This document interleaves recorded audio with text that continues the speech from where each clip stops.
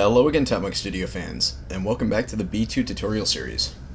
As you can see, we're currently standing inside one of the hangars at Whiteman Air Force Base, and the Spirit of Ohio is currently fully cold and dark awaiting our command.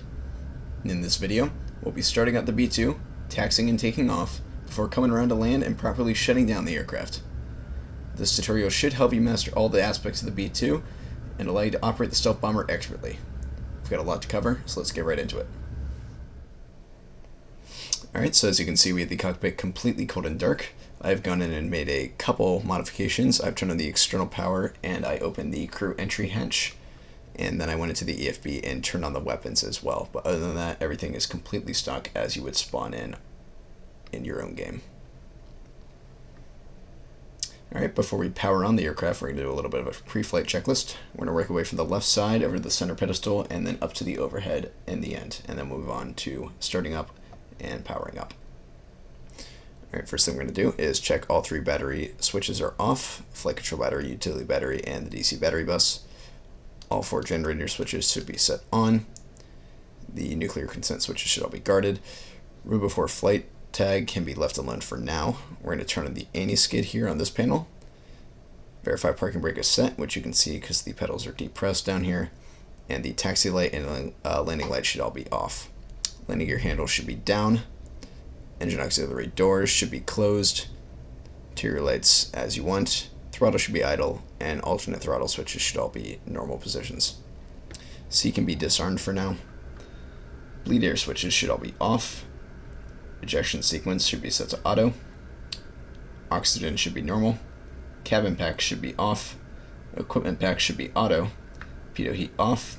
Windshield defog as required. Anti-ice off, engine anti-ice auto. Cabin temp and cabin flow should be as required. And flight control switches should be set to norm. The clock should be set and running. Cabin pressure gauge should be normal. Mission commander throttle should be idle. And the jettison switches should be off and guarded. Look at the fuel panel. CG switch should be set to norm. CG limit should be set around 28. Intercon left and right switches should be set to close. Fuel system switch should be set to auto. Air refueling slipway closed. And fuel dump off and guarded. The manual transfer and fill knob should all be set to off, as you can see here. C80 power should be off. Emergency landing gear reset should be off and guarded. All fire lights should be depressed. Over to the overhead. Start switches are all off. Interior lights once again as required. Make sure the emergency cast switch is set to arm. The air refueling light should be off. And anti-collision will be off. Position light will go to bright and flash. Alright, and after that we should be ready for the power up. So go over here, flight control battery on, utility battery on, and the DC battery bus should be open. We go out here and turn on our EFB with the switch up top. Change any of these settings if you want. Make sure all ground equipment is removed. And go ahead and remove the room before flight tags at this time. We will leave the wheel checks on though until we are ready for taxi. Once again, we'll verify our parking brake is set. Pedals are still down and light shows. Look up here, start lights are still off, which is good. And you can see the crew entry hatch is showing open, which is correct.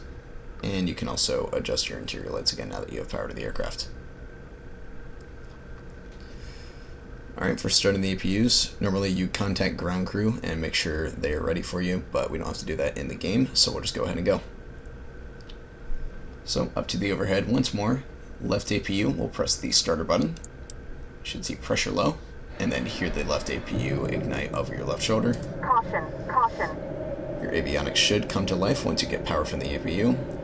And you can see the APU left indication is at 100%. And the APU right light is ready. After that, we can do the same for the right side. Pressure low, continue sound, monitor the percentage on your engine page. And once it reaches about 100, look up, ready light illuminated. Perfect. Alright, looking down at the bleed air, set the left and right isolation valves to on. You'll see the light up green. At this point, you can turn your cabin packs on. Click it. Equipment back should still be auto. And you can set your MDU and DEP brightness as you want, and turn on the CID. Alright, let's go ahead and check the electrical page. Verify we have electricity flowing from the APUs, which is good. We wouldn't have the screens if we didn't. Verify the fuel page that we have fuel on board the aircraft, 83.4 thousand pounds. A little bit heavy for the B-2 for what we're going to be doing, but it should be alright. And then check the hydraulic page, 0 psi to be expected. We don't have any engines on. Set this back to the engine page for now. Back up to the CAS switch, we're going to set this down to test. Verify that all of our caution lights are on, and then we can move this back to ARM.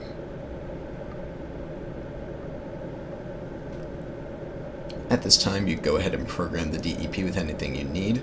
This is just going to be a pretty quick pattern flight, so all I'm going to really do is program the ILS and the TACAN for Whiteman in, and I'll come back when I've finished that. Alright, once you got that done, we can clear this master caution here. It's just telling us about the entry door, which we know about. So clear that in case any new cautions come up, and it'll light up to tell us that that's happened. At this point, if we have the weapons bay open, which can sometimes happen, you go to the weapons page here and close it. It's already closed for us, so you don't have to worry about that. We need to set this back to nav. Our engine auxiliary doors can be set to auto now as we prepare for engine startup. And our crew and entry hatch can be set to close. Move the camera back here and wrong button. Close the pressure bulkhead here too. As you can see, the ladder is coming up. That'll swing shut, and we can go back to the front. This should show closed once it's closed, which is good. And we are ready for engine start. Alright, we have both APUs on. Our throttles are at idle, so we can go ahead and continue with the startup. There's a couple different ways you can do this. First of all, you want to make sure that the left and right isolation valves on the bleed air is set on, otherwise you won't have any APU air to supply your engine starters. Very important.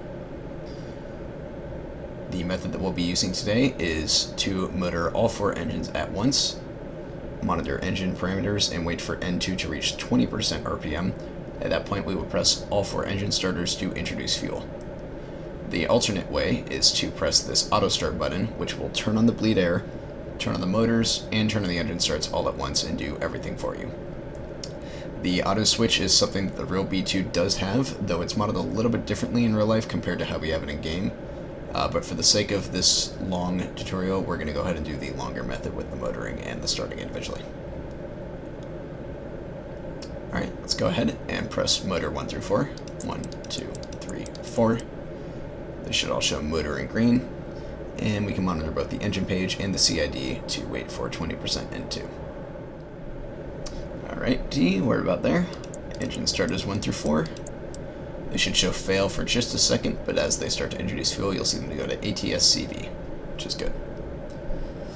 Now we will just monitor our engine startup until we reach idle. Engine 1 through 4 starting messages show on the stat page, which is good. And oil pressure is increasing with TBT.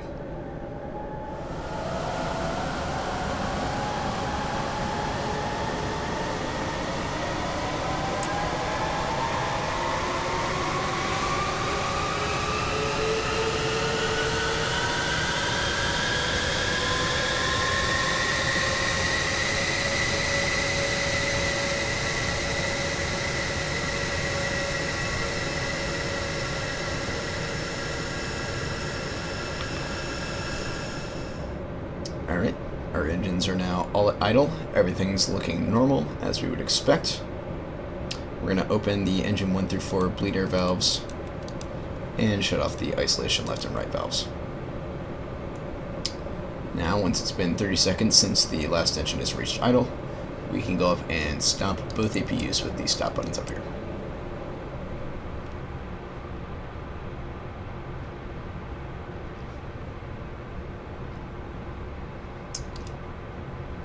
And our engines have started up.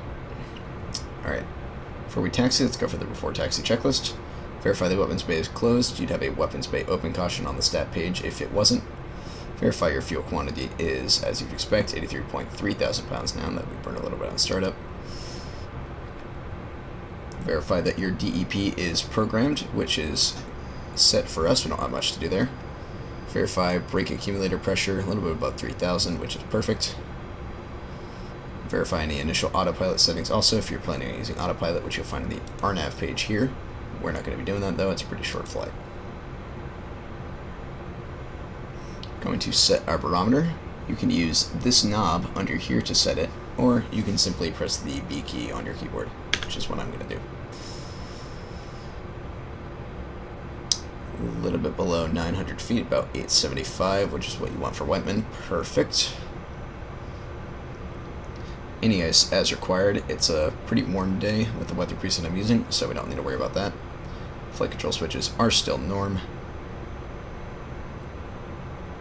Verify position lights are bright and flash.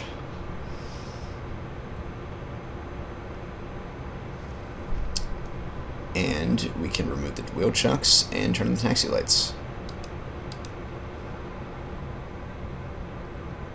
Taxi lights on. Alright, time for taxi. Let's turn off the parking brake. And throttle up the engine slowly. You're going to need a decent amount of power to move this thing. It's a pretty heavy and pretty big aircraft, so she does not really like to move. Steam using about 40% in one, and we're just barely creeping out of the hangar.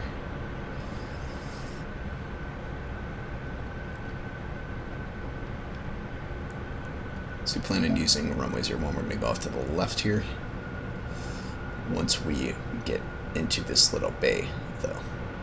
And you'll see why in a second. We'll bring the throttles to idle and let the plane slowly slow down. Just a little bit of brakes is needed. Again, pretty heavy. She likes to slow down pretty quick.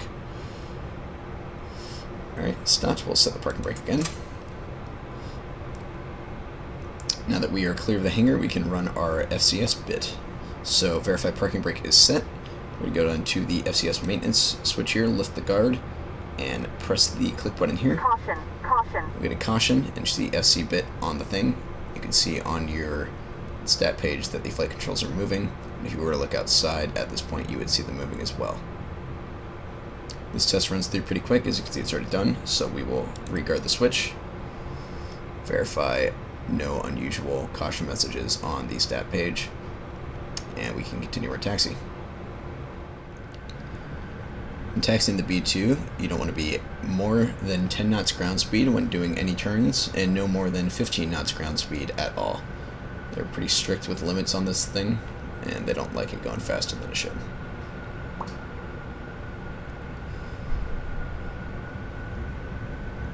Another thing to note about taxiing is while this is a pretty big aircraft, the nose gear and the main gear are pretty close to each other, so you can pretty much just follow the taxi line directly and you will end up exactly where you need to be. It's not like other big aircraft like a 777 where you have to extend past the taxi line and then turn. Another quick thing of note before you taxi the B-2, check your outside air temperature. If it's less than 43 degrees Fahrenheit, or about 6 degrees Celsius, you want to keep the intake doors closed for taxi. Again, in this case it's pretty warm outside, so we just let them on auto.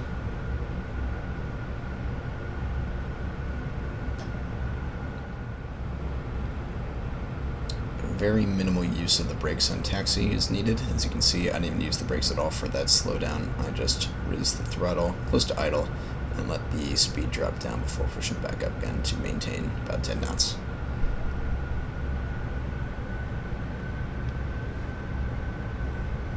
And now that we're straight, we can push it back up and get back up to 15, because no point wasting time. Now, as we approach runway 01 here, let's go over what we're going to do before takeoff and during takeoff. So, once we are lined up short of the runway, we're going to arm both of our ejection seats, and then we will configure our lights. Now, there's two different scenarios in which we're going to be using our lights. If we're doing some sort of training or just routine mission, we're going to go up and set our anti-collisions to both and position to steady. Now, if we were taking off, say, to fly around to the other side of the world and go bomb something combat related, we'd actually just go up and turn off all of our exterior lights right at that moment, and then fly there with our lights retracted. You can see the position lights extended upwards on the outside of the wing. Once we determine that, we're going to set taxi light to bright, and then we're going to set landing light to on. We'll verify the anti-skid is correctly set on, and then verify that the engine auxiliary doors are set to auto. If we had helmet visors, we would lower them. If you have a reshape preset that does that, go ahead and do that if you'd like. We're going to check our CAS messages, make sure nothing is abnormal on here, and then we'll turn our pitot heat on, and then we can line up on the runway, assuming we have clearance. Then for the takeoff roll, we're going to hold the brakes once we're lined up, check our heading, put the throttles to intermediate thrust, and verify our instruments are stable. Check the CAS message as well. Then we will release the brakes, set max thrust, and then monitor your engine performance as you accelerate. We'll rotate either somewhere between 125 and 145 knots, depending on aircraft weight. We're going to aim about 130 because we're a little bit on the heavier side, but we're not super heavy. And then on takeoff, we'll do about 8 to 10 degrees nose up, maybe a little more if you're feeling feisty, and then go from there. Alright, now that we are lined up short of the runway, we're going to arm both of our ejection seats, pilot and mission commander. I'll do that for him, even though he's not sitting there right now. I'm going to go up here. Since this is just a routine pattern, we're going to set anti-collision to both and position to steady. Landing light can go on, and taxi light can go bright. Engine auxiliary doors verified auto. A good reason to check this now is that, as I mentioned before, if the outside ambient temperature is less than 43 degrees Fahrenheit, you're going to set these engine auxiliary doors to closed for taxi. Alright, CAS messages are good now. These are all for expected to be on when the aircraft is on. And then we will set pitot heat on. It's important to not turn this on more than 63 seconds prior to takeoff, as it will cause a pitot overheat in real life. Not so much in-game, but it's a good thing to simulate and be accurate. And then we'll assume that we have takeoff clearance, so we'll go ahead and line up on the runway.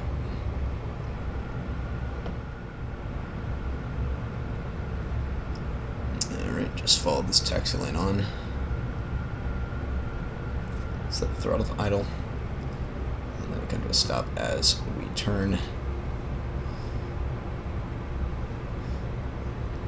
Light tap of the brakes. And hold them fully forward. Alright, heading check is 010 as expected. Throttles to intermediate thrust. Engine information is stable and looks normal. CAS messages are clear. You can go ahead and release the brakes and set max power.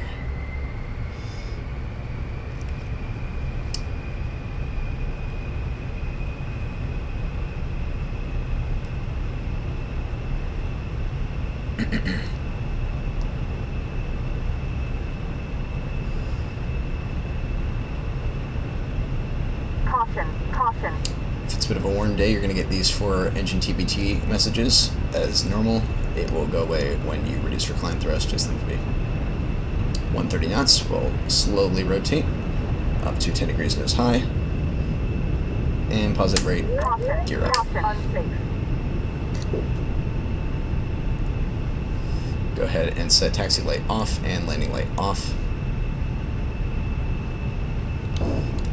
We will set our thrust and pitch for climb.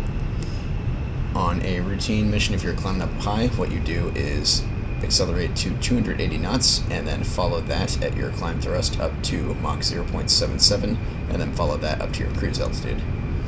In our case, we're just doing a quick pattern, so we're going to go off to the right, do about no more than 45 degrees of bank.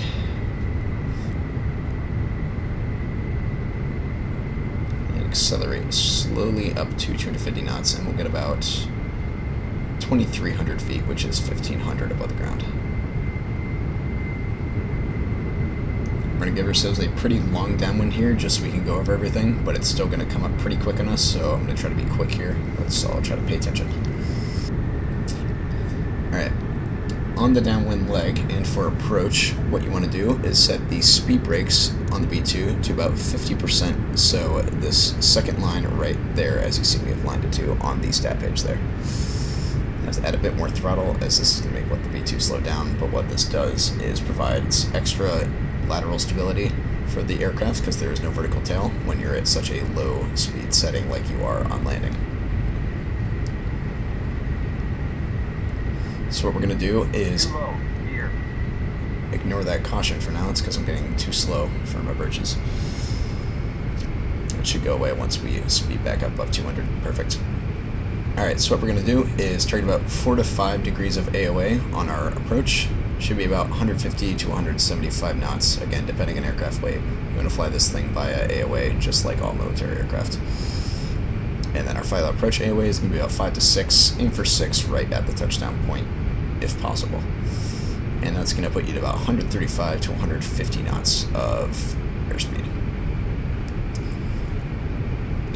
So this thing's a little bit tricky to land, same in real life, according to real B-2 pilots.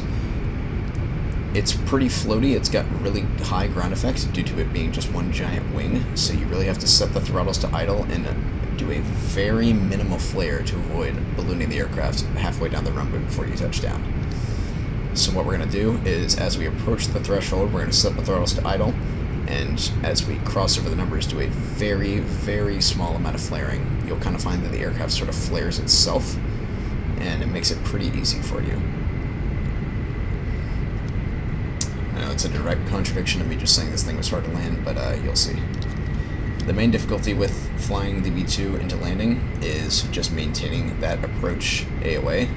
You'll find it likes to bounce around quite a lot. It's pretty unstable, but the fly-by-wire does a good job at helping to mitigate most of that. Alright, as we're coming around, let's preemptively set our taxi light to bright and landing light on. Clear that caution. And we'll be looking out for the field. I can see it. At this point, we can go ahead and drop the gear. Gear unsafe.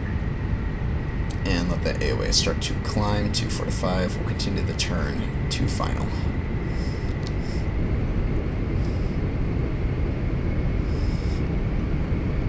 Throttles are going to be pretty high on the approach, as you can see down there, the Mission Commander throttle. Just barely maintaining that 4 to 5 degrees of AOA right here, and we're going to start to slow it back now that we are getting closer to the runway. You can see our AOA indexer right here as well in the glare shoe, very helpful reference to use. As you can see, it shows about on speed at about 5.5, which is good. So really just try to follow that AOA in. Again, this is the most difficult part, is it really wants to get slow. You have to put a lot more throttle than you might think to keep it there. And we'll just follow the glide slope in, as you can see on the PFD.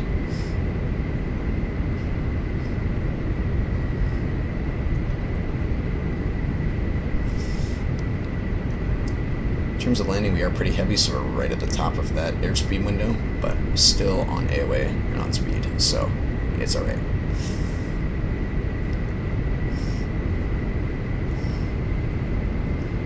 Trying not to get slow. A little bit on the low side, that's alright.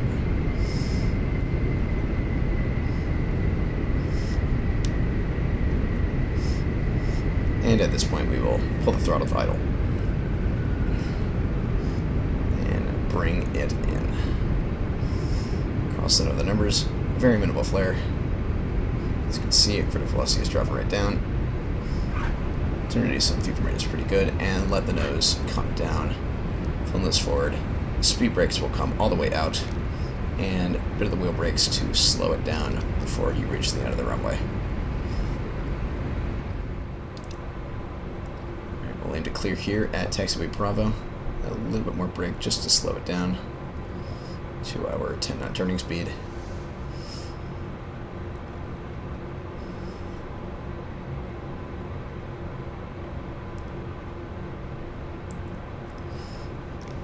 And we will vacate and edit up power so we don't slow down too much.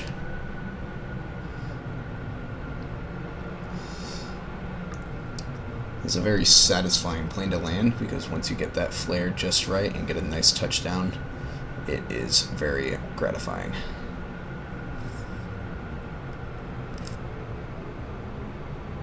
Alright, now that we're clear of the runway, landing lights will go off, taxi light will go back to on, unless it's night, in which case you'll keep it at bright. Any collision lights can go off, and position back to flash. You can also disarm our ejection seats. Caution, caution. We'll give you a caution for it, that's alright. And we can turn off our pitot heat as well. If we had anti-S on, we would turn it off at this time, but we didn't have any on in the first place, so alright. And then let's make sure our speed brakes are retracted.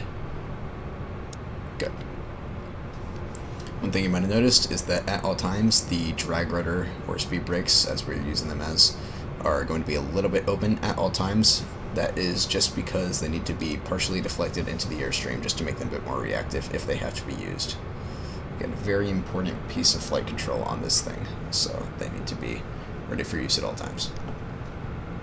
Alright, we'll go ahead and throttle up and taxi back to parking. Alright, you can go ahead and pull into this second spot here. Obviously, can't pull into the hangar because we'll just end up backwards. This thing will get towed into the hangar once we shut it all down by the ground crew.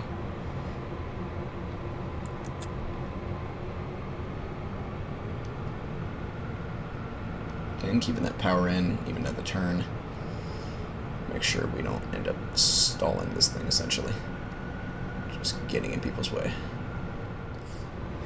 Alright. Once you stopped here, brakes depressed, parking brake set. Go ahead and turn off the anti-skid at this time, too. Caution, caution. We've got a caution for that. Doesn't matter.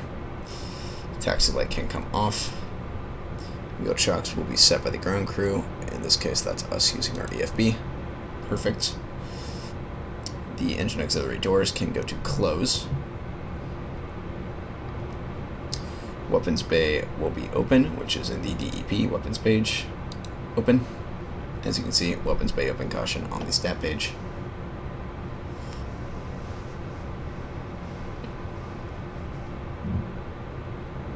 At this point, set bleeder off. Cabin packs off. Entry door can come open. Caution, caution. And if you're doing a hot start, or hot pit refuel, rather, you would keep the engines on here, you would hop out, some other pilot would come in, and they'd go and do their thing.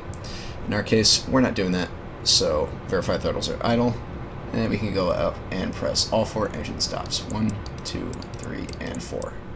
These lights will go out, and you can hear the engine spooling down and see it on the engine page. Once you've done that, position lights can come off, retracted, and off. You can see all 4 stop lights are illuminated now as well on here.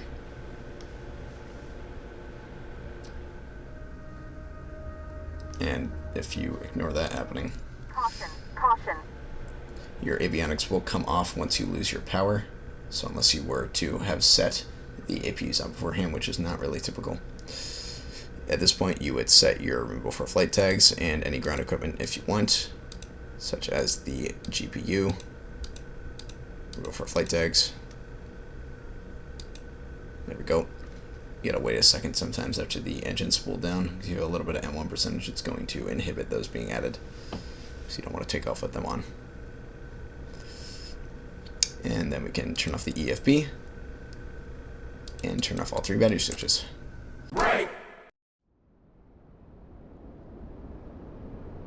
Well, I hope you enjoyed this video, and I hope it helped you understand how to operate the B-2 just that little bit better. Stay tuned for future content from Mach Studios, both on our social media platforms and new product announcements on our Discord. Speaking of, just a quick reminder to hop on over to our Discord if you have any issues with our products, and we'll be happy to help you out there. But that's all from me. I'll see you around.